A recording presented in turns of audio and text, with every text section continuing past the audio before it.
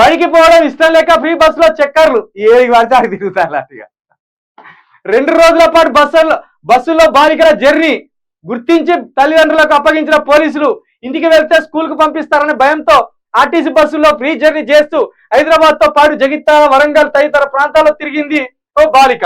2 రోజుల తర్వాత ఆమె ఆచూకీ కనుక్కున్న పోలీసులు శుక్రవారం తల్లిదండ్రుల వద్దకు చేర్చారు.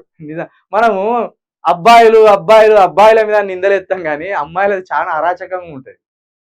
అమ్మాయిలది చాలా చూడు, ఒక్క పోరాడానికి ఇట్లా బస్సులలో పడి తల్లిదండ్రులకు తిరగకుండా ఇస్తాడు తప్పించుక తిరిగిన వాడు ఒట్టిగా దొరికిపోతాడు. బువ్వకో కూరకో ఇంటికి వస్తారు వాడు. వీళ్ళు అట్లున్నది. వీళ్ళు ఏది చేసినా సింపతి వాళ్ళ సైడే పోతుంది. ఇప్పుడు అమ్మాయిలు చంపినా కూడా ఆయన ఏదో బలాత్కారం చేయబోతే చంపినట్టున్నది అంటారు. ఒకవేళ అబ్బాయి చంపిన అనుకో అమ్మాయిని, వీడెంత క్రూరుడే, అమ్మాయిని చంపుతాడా, వీడు అవలేగాడు అని అట్లా తిడతారు. ఏది జరిగినా వాళ్ళ సైడే ఉంటుంది జడ్జిమెంట్.